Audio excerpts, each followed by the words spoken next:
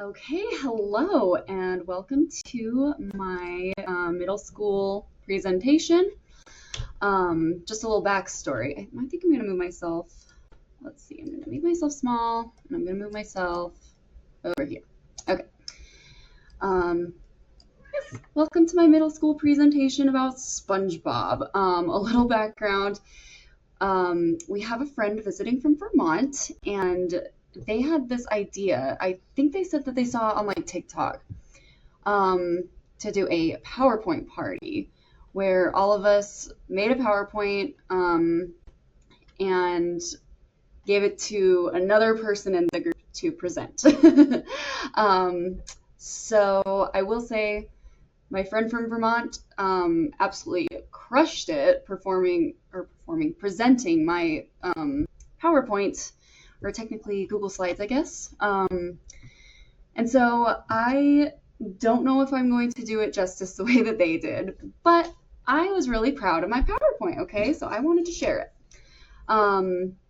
So I am a huge SpongeBob fan, and I chose to do my presentation on a modern episode of SpongeBob that I think really worked. Now I will say this episode is from season 11. From what I saw, it didn't have the best ratings, and I don't know if that's because of its companion episode, which was Pat the Horse. And if you know anything about modern SpongeBob, you know that they were scraping the bottom of the barrel with that one. Also, my cats are running around, so sorry about that. Not that sorry though. So yes, today I am going to be presenting on Cuddle E Hugs, a cosmic horror icon. All right, let's continue. Okay, so SpongeBob first aired back in 1999 on Nickelodeon. It was created by Steven Hillenburg, who I don't think a lot of people know this, but he was a marine biologist before he created SpongeBob.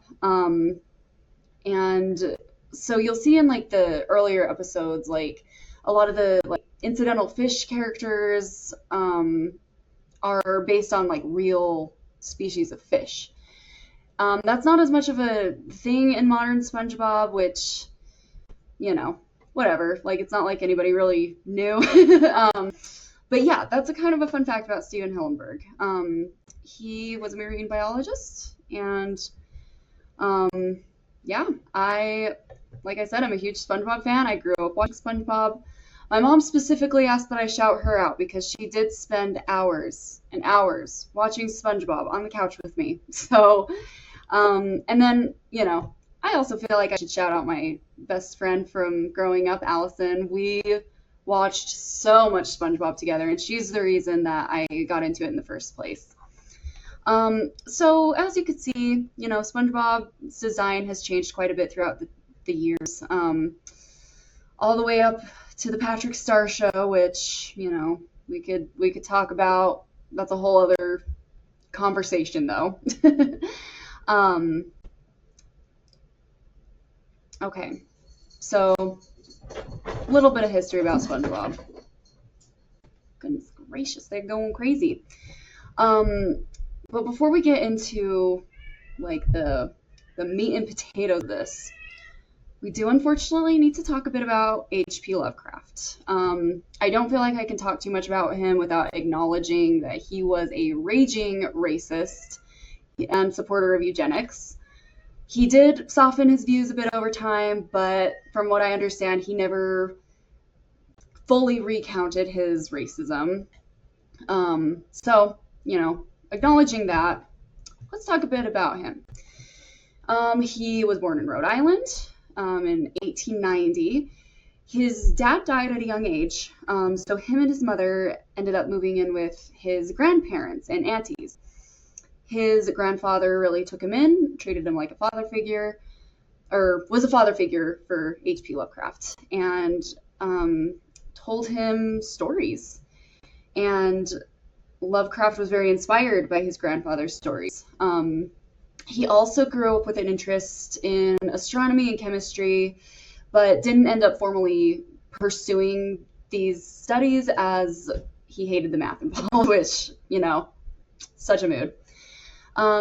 And he needs to be talked about because he is the father or the sort of pioneer when it comes to cosmic horror.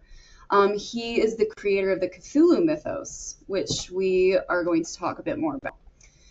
But I almost want to say, in a way, I think his grandfather was almost, without his grandfather, you have to wonder, would he have created the stories that he created? Maybe he would have, but I think that his grandfather really had a big influence on his storytelling. Okay. So, what is Lovecraftian and cosmic horror? According to Wikipedia, Lovecraftian horror, or cosmic horror, or eldritch horror, is a subgenre of horror and fantasy fiction and weird fiction that emphasizes the horror of the unknowable and incomprehensible more than gore or other elements of shock, which is one reason why this subgenre of horror is so fascinating to me, and why I was excited to talk more about it. Okay. So, with the Cthulhu mythos comes the Great Old Ones. Who are the Great Old Ones? Again, according to Lovecraft Wiki this time, the Great Old Ones are a group of unique, malignant beings of great power in the fictional cosmology of the Cthulhu mythos. They reside in various locations on Earth and once presided over the planet as rulers and gods. And as Spongebob once said, old people are the greatest. They're full of wisdom and experience. I thought I was funny putting that in there, but So let's look at a few examples of some of the Great Old Ones. The most well-known is Cthulhu. There is a tabletop role-playing game called Call of Cthulhu based on the story Call of Cthulhu. We also have, forgive me, I don't know how to pronounce any of these, Mnamqua, Azathoth, Nyarlathotep, doing my best, Gatonathoa, Cuddle E hugs.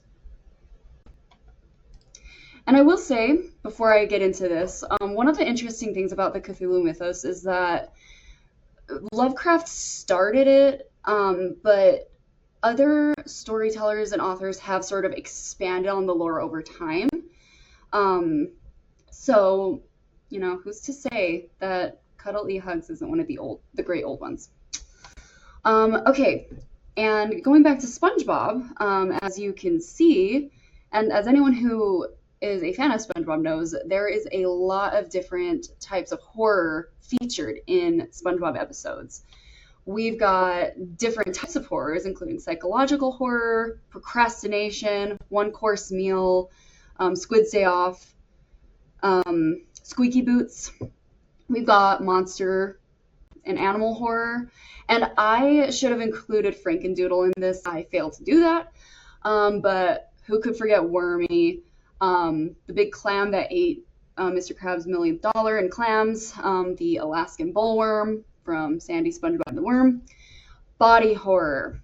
We've got Squidbob Tentacle Pants, where he merges with SpongeBob and then everybody at the end. We have I Was a Teenage Gary, where he turned into a snail, and it was shown in great detail, the transformation. It was really creepy. Gosh, I'm blanking on the name of this episode. Some of the newer episodes, I don't have the names memorized, but this one, they were basically turned into Krabby Patty zombies. Supernatural horror, of course, we have elements of the Flying Dutchman in several episodes, including Shanghaied. The hash-slinging slasher, who is a ghost of the old fry cook with a spatula hand.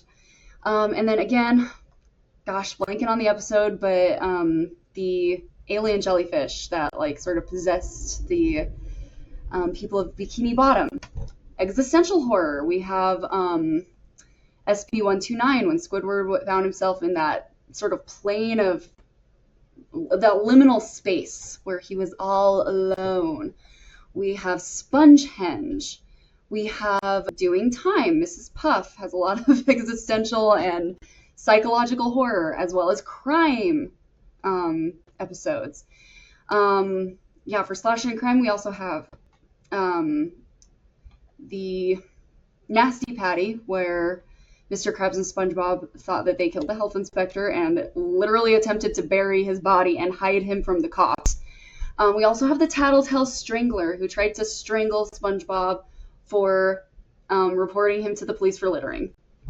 And there's so many examples. These are just a few, and I talked at length about them. But yes, SpongeBob is no stranger to horror.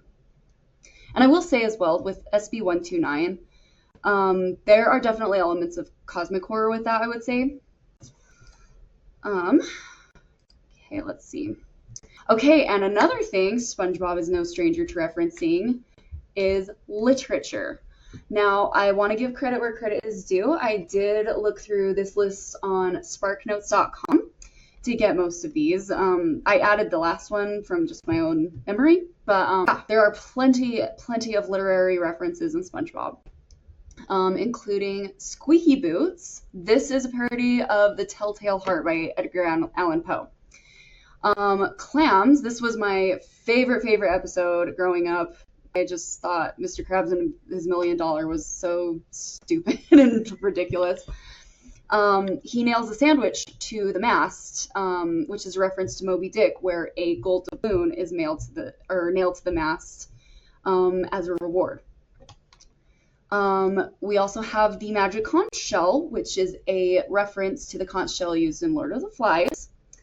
In Band in Bikini Bottom, they open up a speakeasy restaurant after Krabby Patties are banned. And there is a banner on the wall in the speakeasy restaurant that says, "Keep it secret, keep it safe," in reference to Lord of the Rings. We also have this poster of Man Ray in Back to the Past that says, "I am watching you," which is a reference to 1984 by George Orwell. And then in this other more modern episode, we have Squidward leaning out the window talking to a young fish in a very similar manner that Ebenezer Scrooge talks to the young boy out the window in A Christmas Carol. Also, I'm sorry I stutter a lot. I don't have a script. I'm just kind of freeballing this. And I have a hard time talking sometimes. Okay. So, one thing that a lot of SpongeBob fans are familiar with is the fact that the show did drop in quality. It's kind of debated when exactly changes started happening. According to Google AI, SpongeBob ratings began to drop dramatically around the time that season 8 aired. But according to most Sponge Boomers, which I am a Sponge Boomer, anyone who grew up watching SpongeBob when it was first airing is considered a Sponge Boomer. So according to most Sponge Boomers that you will talk to, seasons 1 through 3 were the top of the top. That includes the SpongeBob SquarePants movie. People started to notice quality changes and just changes in animation and storytelling when season 4 started. I personally would lump season 4 in with the greats. I mean, that gave us Krusty Towers, Have You Seen the Snail, some of the greatest episodes ever. Some of the classics. But around the time that season 5 aired, for me personally, I stopped watching because I kind of grew out of it. I did not have cable growing up. I watched SpongeBob with box set DVDs, and sometimes I watched it with my friends who did have cable. The last thing I remember watching, actually like taking the time, making plans with my friends to watch with SpongeBob was the special episode SpongeBob SquarePants versus the Big One, starring Johnny Depp. And I remember thinking at that time, like, it felt different. And I kind of lost interest after that. So, despite the change in quality with the more modern seasons, Most people who have continued to watch SpongeBob can agree on the fact that there are still really good episodes sprinkled within. And that's where season 11, episode 9 comes in. Cuddle E hugs. This is all about to come together, I promise. Okay, so to kind of summarize the plot a little bit, the episode starts with Squidward and SpongeBob cleaning the Krusty Krab after their shift when they find a very, very rotten Krabby Patty. Squidward tries to throw it away, but SpongeBob refuses to let him, saying that no Krabby Patty could ever truly be rotten. He takes a bite, and it immediately makes him sick. Squidward kind of teases him, is like, oh, keep eating it, and he says, no, I'll save it for later. So he takes the Krabby Patty, puts it in his pocket, goes outside to have his sick episode. Suddenly, he hears a voice. Are you doing all right there, friend? He turns around, and there's this huge, fuzzy hamster. He introduces himself as Cuddle E Hugs and as SpongeBob's new best friend. SpongeBob takes Cuddle E Hugs to show him around Bikini Bottom? Okay. He takes Cuddle E Hugs around Bikini Bottom, shows him around. He's playing with him, and the fish are looking at him very strangely. He goes home to Gary, introduces Cuddle E Hugs to his pet Gary, and Gary seems a little confused. He invites Cuddle E Hugs to spend the night. Cuddle E Hugs lays in bed, and SpongeBob falls asleep on his stomach. And at this point, something feels a little bit off. But there's been no definitive evidence that something really is off. SpongeBob wakes up the next morning. His bed is broken from Cuddle E Hugs laying on it, and Cuddle E Hugs is gone. SpongeBob is devastated. He goes to Gary and says, have you seen him? And he says, what if I never see him again and feel his furry embrace? He takes another bite of the rotten Krabby Patty to cheer himself up. And Cuddle E Hugs reappears. SpongeBob decides that he wants to introduce Cuddle E Hugs to his friends. The first person to show up is Squidward, walking down the street like an absolute boss. But when he tries to introduce him, Squidward says that he doesn't have time for his games, pushes him aside, and leaves. The next person to encounter SpongeBob is Patrick, and this is the first time that we really see that SpongeBob is the only one that can see Cuddle E Hugs. Patrick is really confused. SpongeBob tries to introduce Cuddle E Hugs as his new best friend, which greatly upsets Patrick. But Patrick still can't see Cuddle E Hugs, and he tries to throw hands with the air and, reclaim SpongeBob as his new best friend. After this, Sandy comes by, and SpongeBob is starting to feel very, very bothered by the fact that nobody can see his new friend. Sandy also can't see him, and so SpongeBob starts to get upset and say, he's right there, he's standing right there. And Sandy essentially dismisses this as SpongeBob has an imaginary friend. And then she goes on her way. SpongeBob is very bothered that his friends cannot see Cuddle E Hugs. Cuddle tells SpongeBob, well, there's a reason that they can't see me. Unlike you, they never ate the magic sandwich, the one that's as fuzzy as me, of course. At this point, this gives SpongeBob an idea to share his Krabby Patty with everybody so that they can all see Cuddle E Hugs.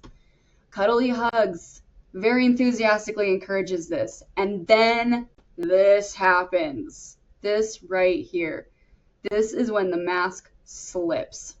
But SpongeBob can't see it yet.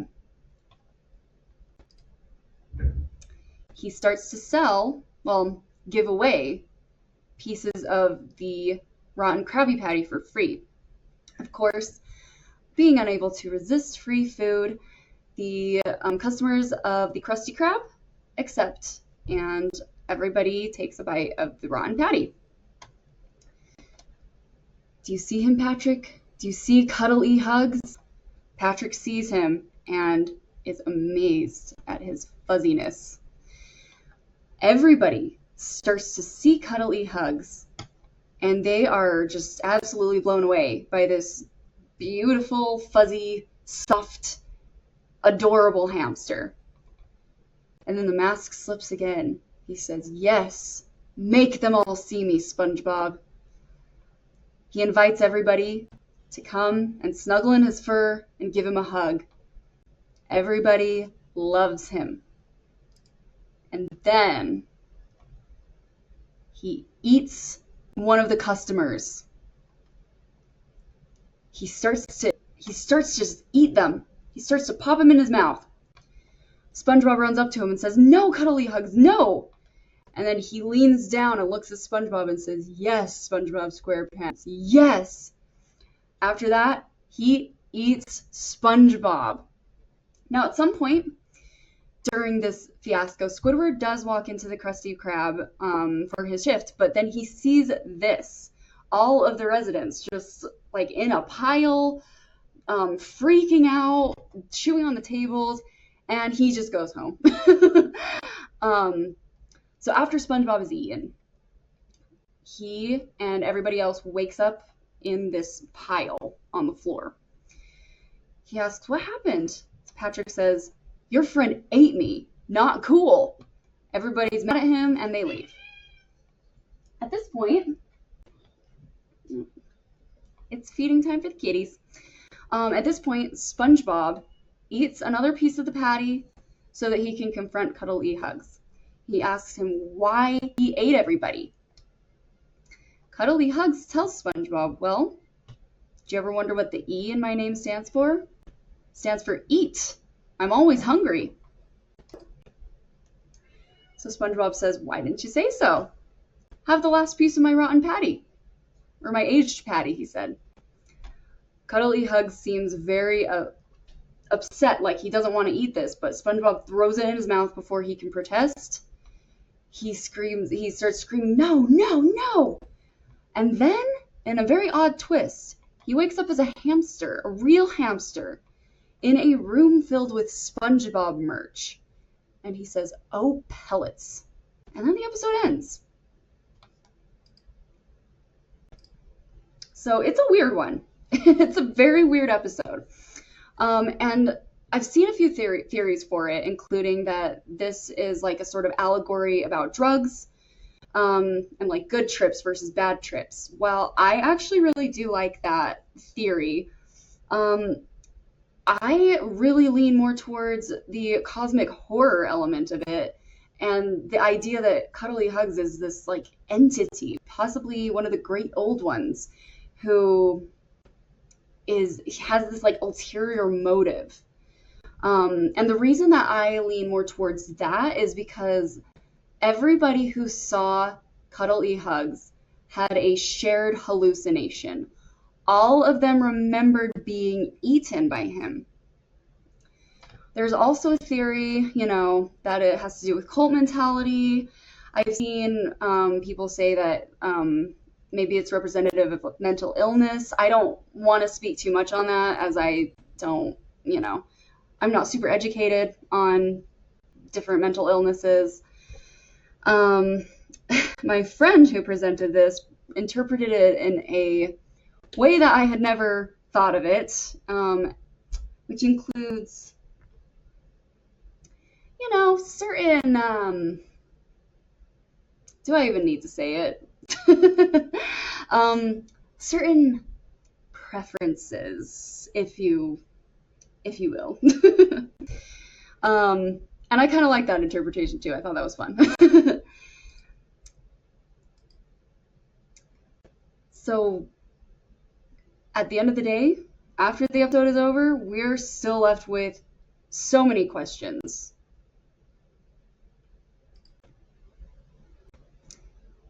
So a few questions that I asked myself after this episode is, like, how real is he? How much of a hallucination is he versus how much of a real entity like Cthulhu is he?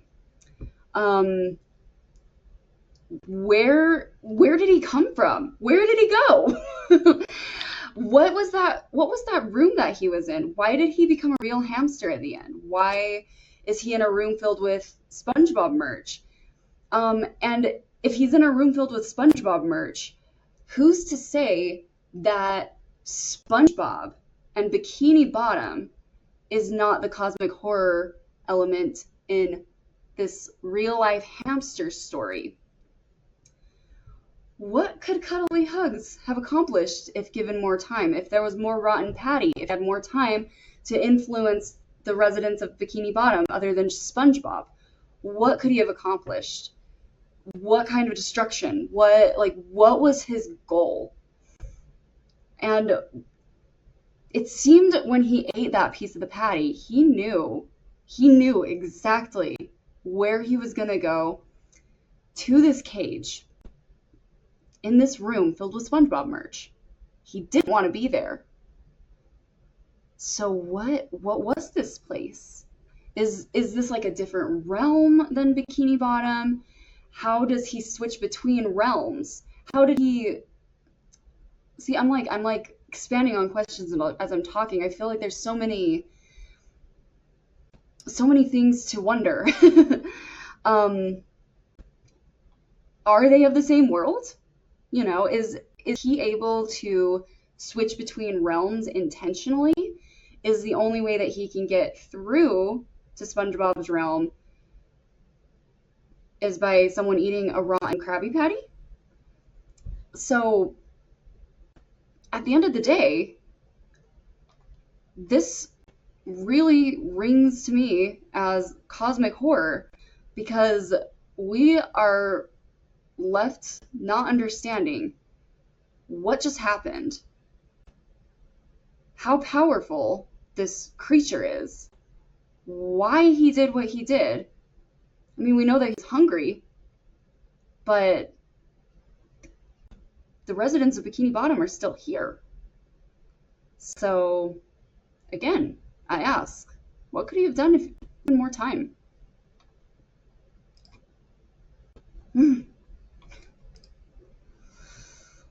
And I wanted to end with this quote because I think it's very applicable to this episode. This is also stupid, but it was so fun to put together. The most merciful thing in the world, I think, is the inability of the human mind to correlate all its contents. And this was the very first line in HP Lovecraft's The Call of Cthulhu.